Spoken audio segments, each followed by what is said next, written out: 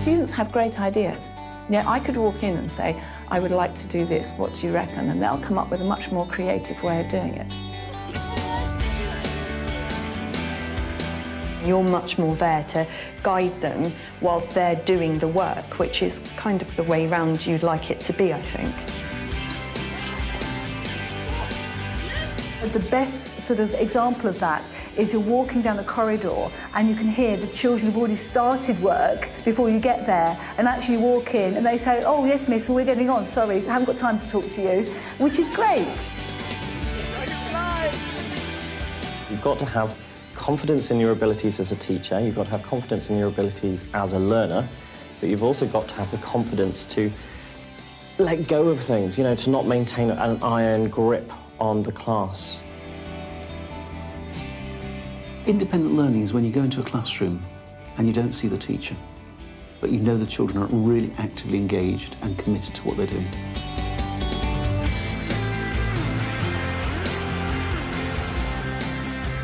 Independent learning is becoming increasingly popular in schools, but for some subjects, such as maths and modern languages, introducing the techniques into the classroom can be more of a challenge. We have a problem in how do we deliver new language to students. The main thing is we find the kids can be quite passive sometimes, so they're just not very independent in their thinking. They're not able to sort of take what we're giving them and do something themselves with it, because inevitably the example of the new language has to come from us. As-tu? As-tu? As-tu? As-tu? As-tu des frères ou des sœurs? As-tu des frères ou des sœurs? The pronunciation has to come from us, and this is often, when we're trying to think about independent learning, this is often an issue we come up against, because it's really hard to give the students a really good model of the language without us delivering it.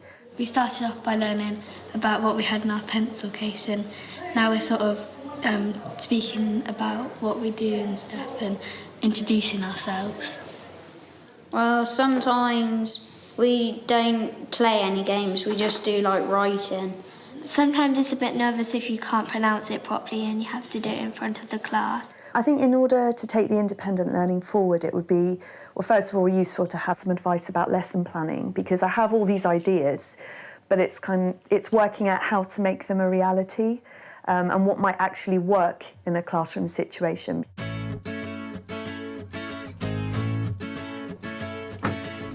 Ex-head teacher and educationalist Jackie Beer advises schools on how best to implement independent learning techniques. Having started her career as an English teacher, she is well placed to assist Lisa in overcoming the particular challenges of teaching foreign languages in a creative and stimulating way.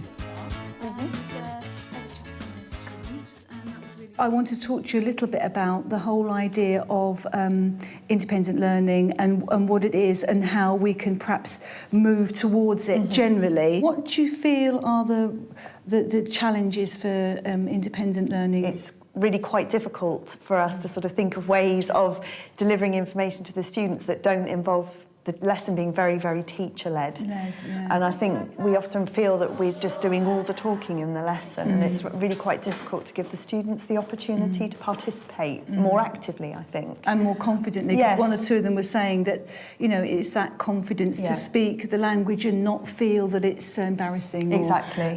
What I was thinking about was, with languages, it's getting used to hearing your mouth saying weird things. Literally, to make up some gobbledygook language and almost like get the brain in that challenge, you know, sort of mode of, I don't mind being silly, I don't mind hearing my voice saying funny things, I want to go for it. So what I want to do now is just talk about how I think generally in independent learning, using competencies might be something that will help us. The things we might want them to develop then is their team working skills and their creative thinking skills, which might mean saying, right, we're going to take risks, we're going to be out of our comfort zone, we're going to be mad and crazy, but we're actually going to have ideas that are going to give you skills for learning in a creative way in the future.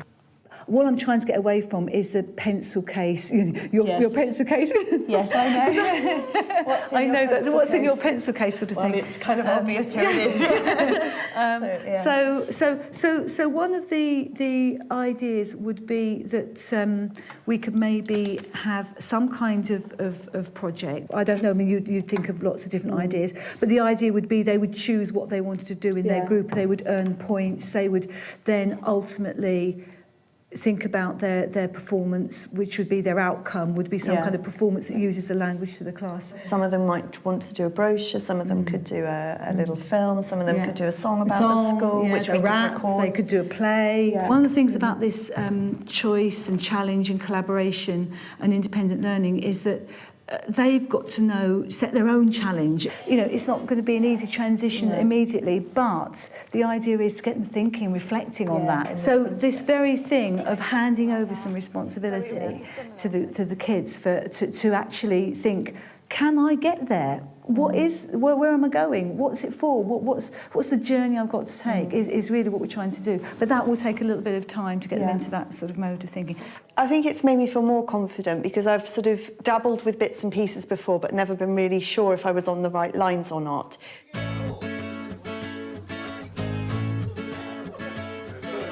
There's a lot for Lisa to digest, but after a short break, she's ready to prepare her new and improved lesson plan.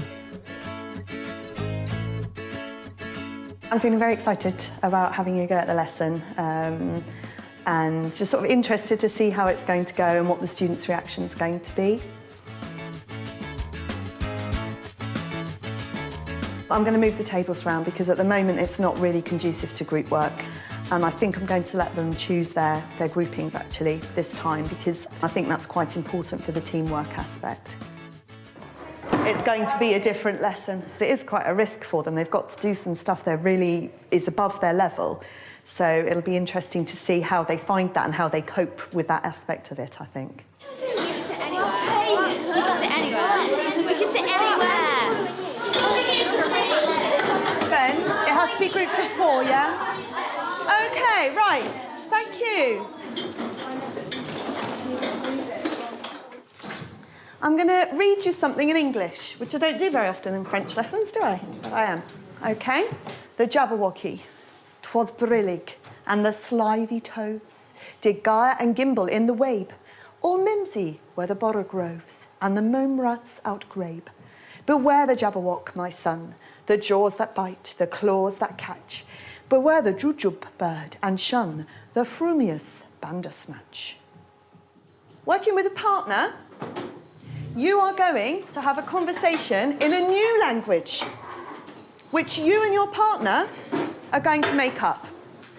Don't write anything down. This is a totally speaking activity, this first one. So, it's a made-up language, quietly. It's a conversation, no writing, and I need to hear the emotion. And you've got 5 minutes. Off you go.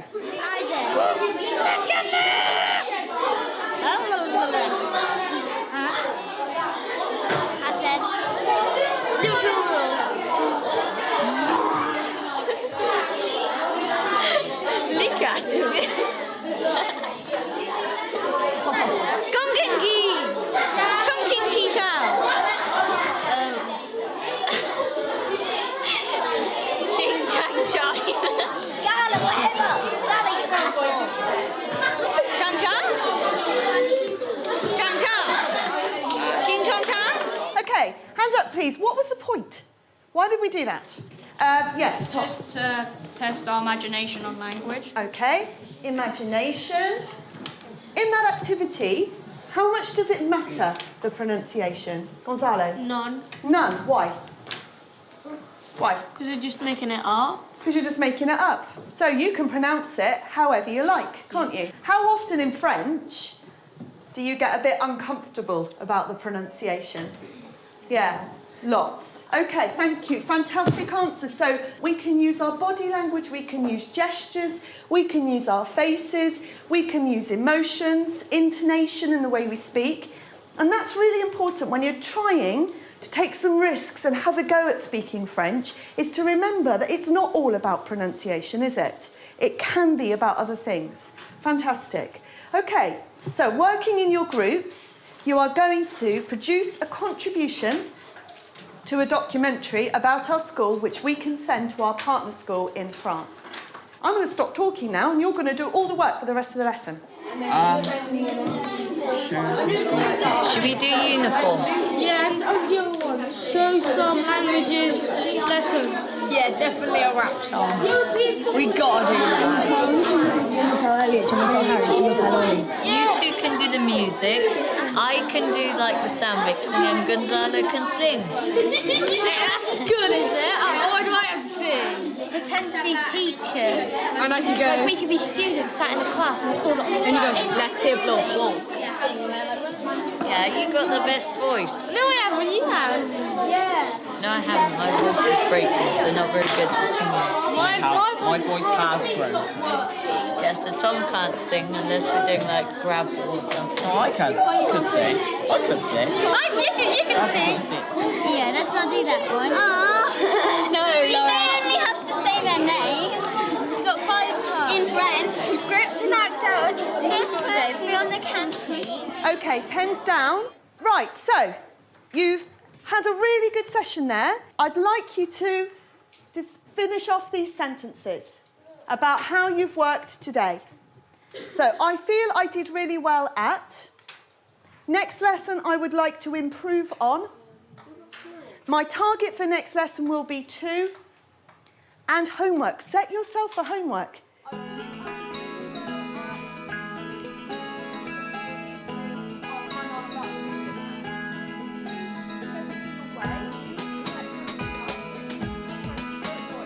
Okay, au revoir.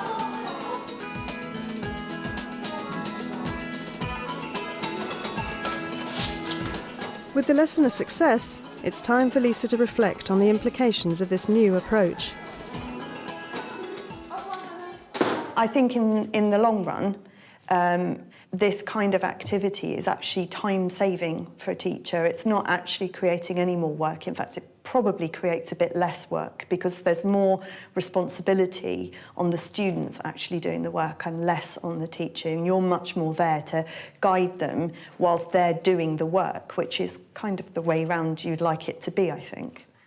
I've never set myself any homework before, only if the teachers set it for me.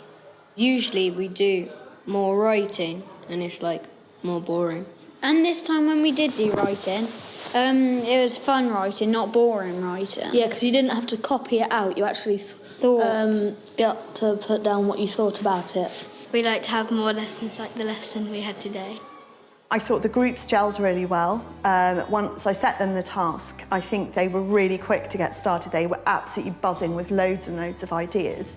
And it was really nice to hear their voices rather than my voice, you know. And I think they've just gone out of the lesson with a real sense of like, this is what we need to do next. I'm really excited about just doing the task. And now that I feel I've got a format, I know how to plan another of these lessons. So I would know how to go about it next time. It wouldn't take me as long to plan.